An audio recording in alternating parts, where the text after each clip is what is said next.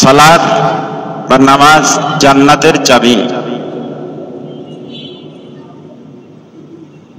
as-salatu miftahul জান্নাহ, সালাত জান্নাতের চাবি। ওয়া মিফতাহুস সালাতি আত-তুহুর, এবং নামাজের চাবি হচ্ছে তাহারাত তথা ওযু। এজন্য সালাতের পূর্বে আমাদেরকে তাহারাত, পবিত্রতা ভালোভাবে অর্জন করতে হবে। যেহেতু সালাতের জন্য শর্ত হচ্ছে ওযু করা, পবিত্রতা অর্জন করা। পবিত্রতাটা আমাদের ভালোভাবে অর্জন করতে হবে, ওযুটা আমাদের ভালোভাবে করতে হবে। ওযু কিভাবে করব, অনেক ওলামায়ে কেরামগণ ওযুর পদ্ধতি দেখিয়ে দেন। সর্বপ্রথম হাতের কবজি পর্যন্ত ধৌত করা, কবজি সহ। এরপরে কবজি বলা হয় এটাকে, হাতের কবজি সহ ধৌত করতে হবে, কুলি করতে হবে ভালো করে, নাকে পানি দিতে হবে ভালো করে। রোজা না থাকলে গড়গড়ায় কুলি করতে হবে, গড়গড় করতে হবে। নাকে পানি দেওয়া ভালোভাবে, নরম জায়গা পর্যন্ত যেন পানিটা পৌঁছে যায়, খালি ছোয়ানো না, নরম জায়গা পর্যন্ত পানিটা পৌঁছবে। সমস্ত মুখ ধৌত করতে হবে। সমস্ত মুখ বলতে কাকে বলে? ফাগসিলু ওযুহাকুম, সমস্ত মুখ ধৌত করো তোমরা। সমস্ত মুখ বলতে এই ললাটের উপরের কেশগুচ্ছ থেকে নিয়ে থুতনি পর্যন্ত, এই কানের লতি থেকে, ডান কানের লতি থেকে বাম কানের লতি পর্যন্ত, এটা হচ্ছে মুখের এরিয়া। ওয়াজহুন, ওয়াজহুন অর্থাৎ মুখ, এই মুখের এরিয়া হচ্ছে মাথার কপালের যে শেষ ভাগের যে চুলগুলো আছে, এই চুল থেকে নিয়ে থুতনি পর্যন্ত, ডান কানের লতি থেকে নিয়ে বাম কানের লতি পর্যন্ত, এই এরিয়ার ভিতরে এক চুল পরিমাণ শুকনা থাকা যাবে না। পুরাটা মলে মলে, দলে দলে এটা ধৌত করতে হবে। বুঝতে পেরেছি? হাদিসের মধ্যে এই চেহারার এরিয়া উল্লেখ করে দিয়েছেন আল্লাহর নবী। চেহারা কাকে বলে? মাথার চুলের শুরু থেকে নিয়ে থুতনি পর্যন্ত, ডান কানের লতি থেকে নিয়ে বাম কানের লতি পর্যন্ত, এই পুরা এরিয়াটা ধৌত করতে হবে। তারপরে আপনার কুনি পর্যন্ত, কুনি সহ, কুনি পর্যন্ত না, কুনুই তো এই পর্যন্ত, কুনুই এ পর্যন্ত, কুনুই সহ ধৌত করতে হবে এই পর্যন্ত। একটু সবাই তাকাই, হাতের এই পর্যন্ত ধৌত করব, কুনু সহ হইলে এই পর্যন্ত ধৌত করতে হবে। এই পর্যন্ত ধৌত করলে কুনু সহ ধোয়া হয়ে যাবে। ঠিক আছে? তারপরে পায়ের টাকনু পর্যন্ত ধৌত করা। টাকনু, এই যে গোড়ালিটা আছে, শক্ত হাড্ডিটা পায়ের, এই গোড়ালির 4 ইঞ্চি উপর থেকে বা 6 ইঞ্চি উপর থেকে ধৌত করতে হবে। টাকনু সহ ধৌত করা মানে কি? টাকনু পর্যন্ত না, টাকনু সহ ধৌত করা, ধৌত করতে হবে। এরপরে আঙ্গুল খিলাল করতে হবে ভালো করে, আঙ্গুলের চিপায় চাপায় শুকনো থেকে যেতে পারে, এগুলা কি করতে হবে? ভালো করে খিলাল করতে হবে। খিলাল করলে শুকনা জায়গায় পানিটা পৌঁছে যাবে। এই হচ্ছে সুন্দরভাবে ডলে ডলে ওযু করা। আর প্রত্যেকটা অঙ্গ 3 বার করে ধৌত করতে হবে। কয়বার? 3 বার করে। 3 বার করে ধৌত করা সুন্নত। 3 বার করে ধৌত করা কি সুন্নাহ। সুন্নত আদায় করলে ফরজ পরিপূর্ণ হয়। সুন্নত আদায় করলে কি হয়? ফরজ পরিপূর্ণ হয়। আমরা যদি সুন্নাহ অনুযায়ী ওযু করি 3 বার করে, প্রথমবারে হয়তো বা 2-1 জায়গায় শুকনা থাকতে পারে, দ্বিতীয়বারও 2-1 জায়গায় শুকনা থাকতে পারে, কিন্তু তৃতীয়বার আর শুকনা থাকার কথা না। এজন্য আল্লাহর নবী 3 বার ধৌত করার জন্য বলেছেন।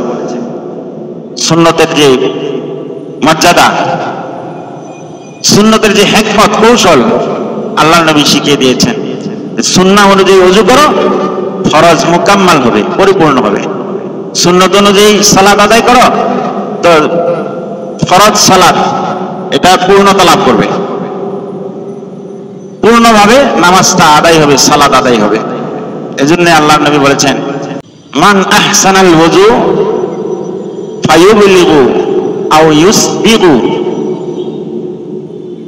যে ব্যক্তি ওযু করলো, সুন্দরভাবে ওযু করলো, ওযুটা পূর্ণভাবে করলো এবং সম্পূর্ণ করলো, পূর্ণভাবে করলো এবং ওযুটা সম্পূর্ণ করলো, সুম্মা ইয়াকুল আশহাদু আল্লা ইলাহা ইল্লাল্লাহ ওয়া আন্না মুহাম্মাদান আবদুহু ওয়া রাসূলুহু, দাখালাল জান্নাহ।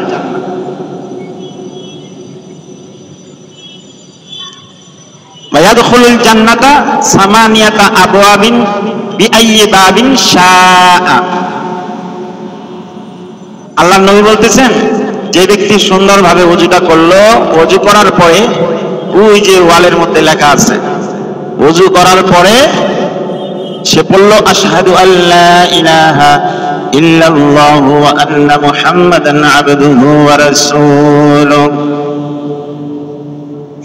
যে ব্যক্তি এই কালিমায়ে শাহাদাত পড়লো ওযু করার পর, আল্লাহর নবী বলেন তার জন্য ফুতিহাত লাহু সামানিয়াতা আবওয়াবিন মিনাল জান্নাহ, তার জন্য জান্নাতের 8টি দরজা খুলে দেয়া হয়। সে যে কোনো একটা দরজা দিয়ে চাইলে সে জান্নাতে প্রবেশ করতে পারবে, যে কোনো দরজা দিয়ে সে জান্নাতে প্রবেশ করতে পারবে, কোনো অসুবিধা নেই। তাই যে ব্যক্তি পূর্ণাঙ্গভাবে ওযুটা করলো তার জন্যই তো এই শুভ সংবাদ, তার জন্যই এই খুশখবরি যে সে জান্নাতের 8 দরজার মধ্যে হতে যে কোনো দরজা দিয়ে ঢুকতে পারবে জান্নাতে। এই শুভ সংবাদ তার জন্য। ওযুটা পূর্ণ হয়ে গেলে পরে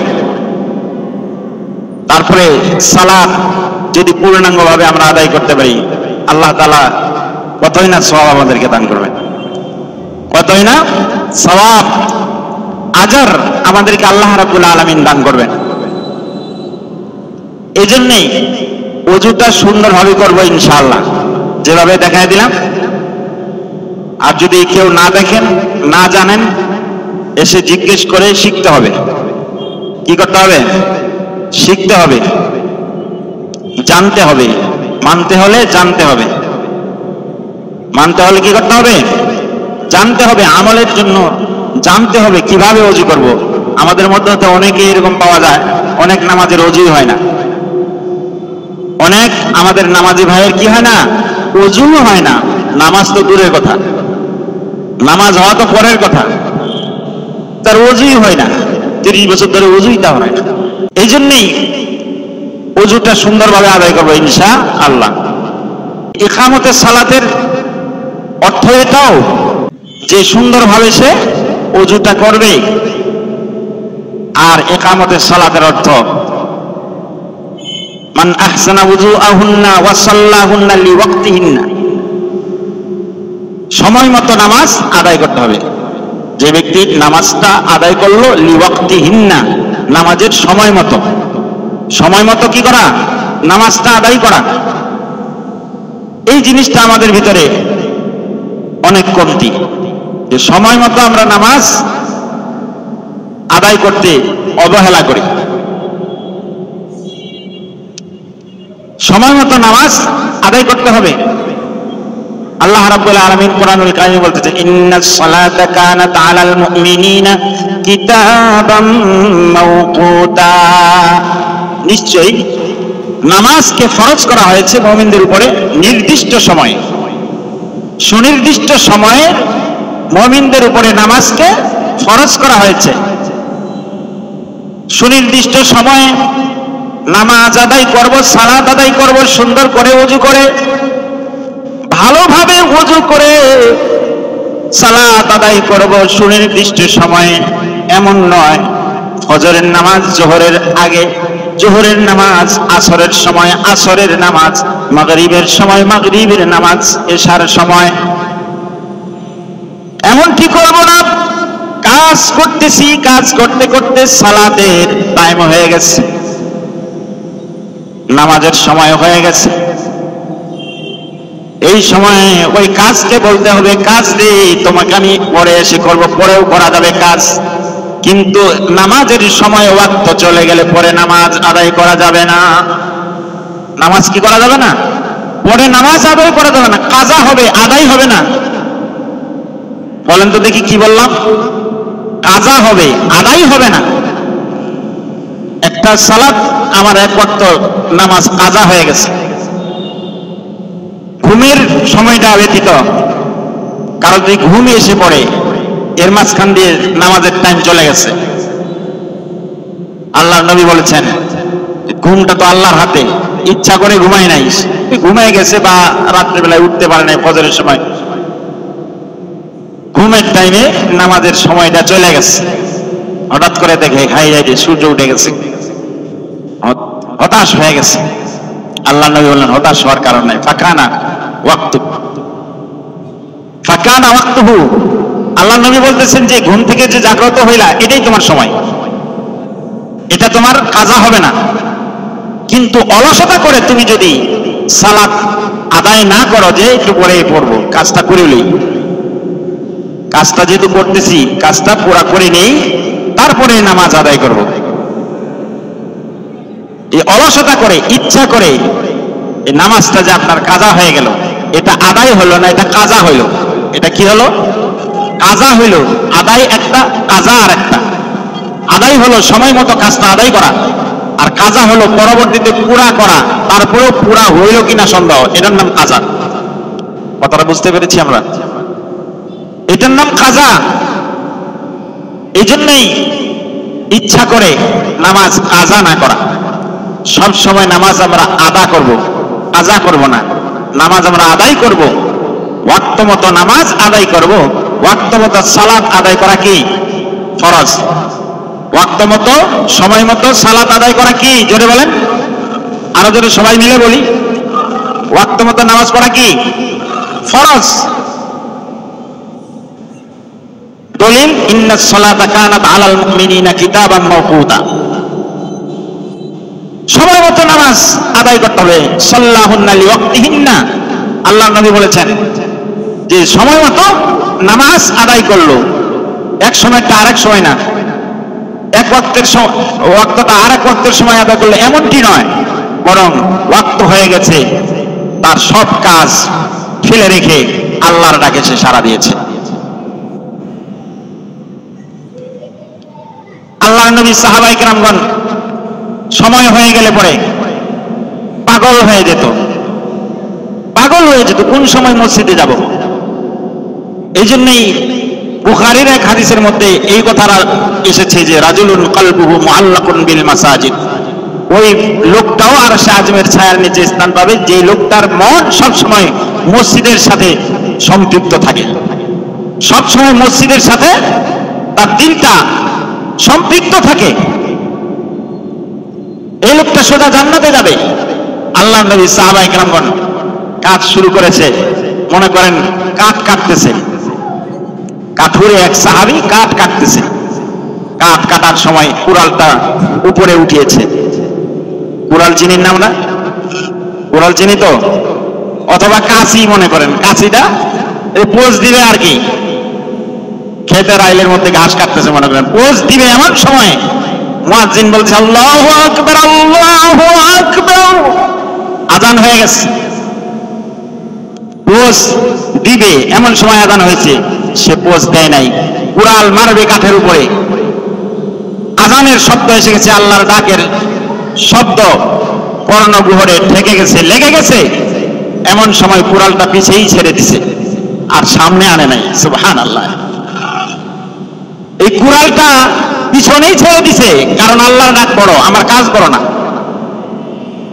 আমার কাজ বড় নয়, আল্লাহর ডাক সবচেয়ে বড়, আল্লাহর কাজটা সবচেয়ে বড়। আল্লাহ বড়, আমার কাজ ছোট।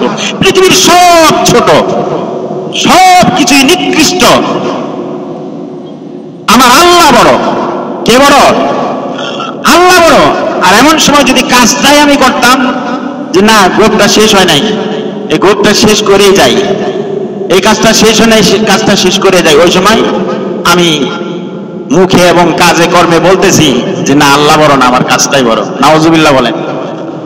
আওয়াজ করে সবাই মিলে বলি নাউজুবিল্লাহ। ওই সময় আমি বলতে চাই এই কথা যে আল্লাহ বড় না, কাজটা বড়। নাউজুবিল্লাহ মিন যালিক। শুধু তাই নয়, হাদিসের মধ্যে এসেছে আল্লাহর নবী বলেন ফজরের সময় যখন হয়ে যায়, আল্লাহর নবী বলেন ওই সময় আল্লাহ রাব্বুল আলামিনের পক্ষ থেকে ফরজ হওয়ার আরেকটা দলিল, সময় মতো নামাজ আদায় করার আরেক দলিল, ওই সময় আল্লাহ রাব্বুল আলামিন আল্লাহর পক্ষ থেকে বলতে থাকে আদ্দি সালাতাল ফজর। ফজরের সময় আল্লাহ রাব্বুল আলামিন বান্দাকে ডাক দিয়ে বলতে থাকেন ইয়া আব্দি আদ্দি সালাতাল ফজর, হে আমার বান্দা, আমার গোলাম, তুই ফজরের নামাজ আদায় করো। কে বলতে থাকেন? কে?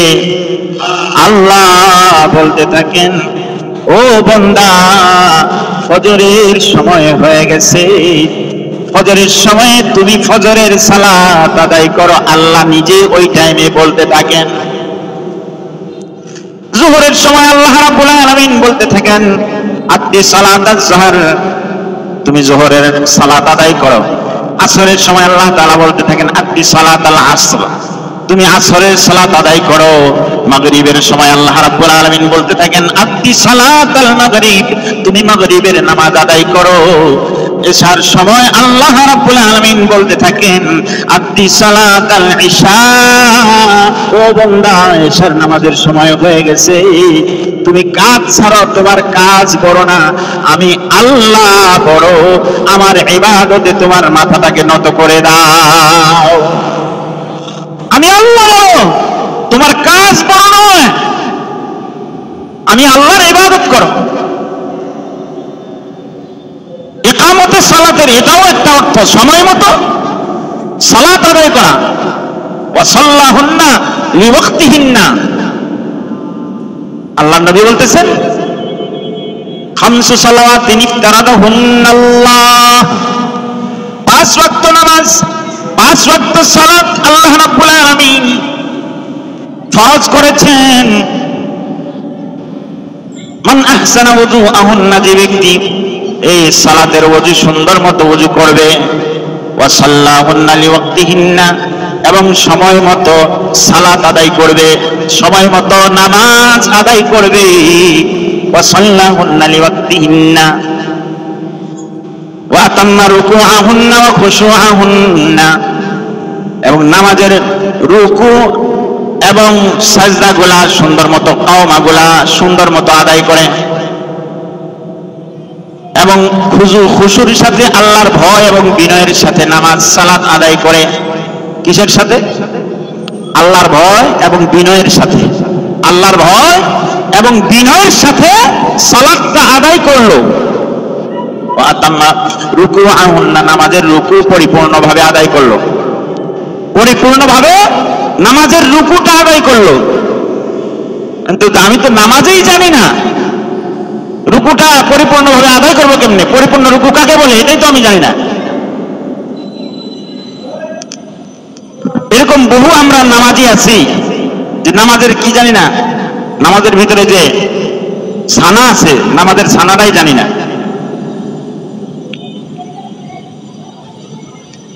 নামাজের কি জানি না, ছানা জানি না।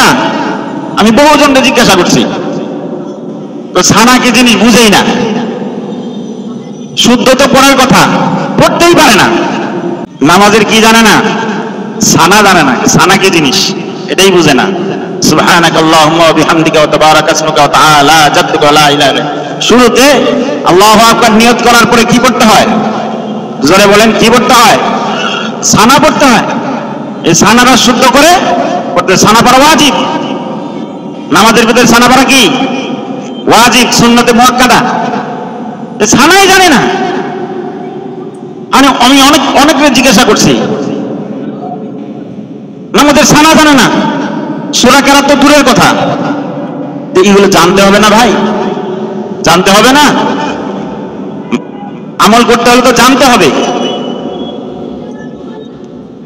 রুকুতে খুজু খুশুর সাথে, একাগ্রতার সাথে রুকু দেয়া।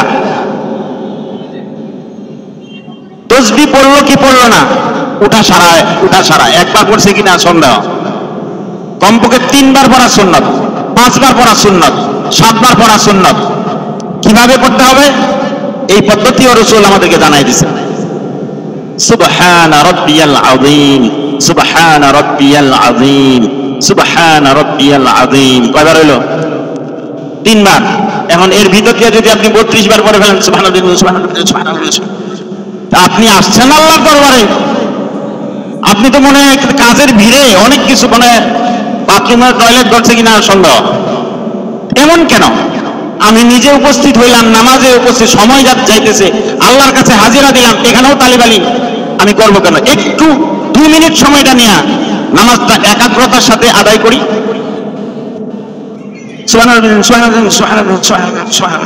এভাবে তো আল্লাহ তাআলা করতে বলেন নাই। কিভাবে পড়তে হবে আমার সাথে বলুন, সুবহান রাব্বিয়াল আযীম। বলেন সবাই, সুবহান রাব্বিয়াল আযীম, সুবহান রাব্বিয়াল আযীম। আমি মহান আল্লাহ তাআলার পবিত্রতা বর্ণনা করছি। অর্থ কি? মহান আল্লাহ তাআলার পবিত্রতা বর্ণনা করছি। এই যে তাসবিহটা আমরা পড়বো নামাজে, এটা সুন্দরভাবে পড়তে হবে। এর নামও ইকামতে সালাত। এর নামও কি? ইকামতে সালাত। আমি তাড়াহুড়া করে নামাজ আদায় করলাম, হাদিসের মধ্যে আসছে তাড়াহুড়া এটা শয়তানের খাসলত। ওয়াল ইনাআতু মিনাল্লাহ ওয়াল উজরাতু মিনাশ শাইতান। তাড়াহুড়া এটা শয়তানের আমল, শয়তানের কাজ। আর ধীরস্থির ভাবে আদায় করা, সুন্দরভাবে কাজটা করা, এটা আল্লাহ তাআলার পক্ষ থেকে। আর তাড়াহুড়া এটা শয়তানের পক্ষ থেকে। এই জন্যই একালিফ টান আছে এর ভিতরে, সুবহানা। হ্যাঁ, আদি সুবহানাল্লাহ বলি তাহলে তো টান হইল না। একালিফ টান দিতেই হবে এখানে, সুবহানা রাব্বিয়াল আযীম। এখানে 3 আলিফ টান আছে, কমপক্ষে একালিফ টান দিতে হবে। কয় আলিফ মত করতে হবে এখানে? একালিফ।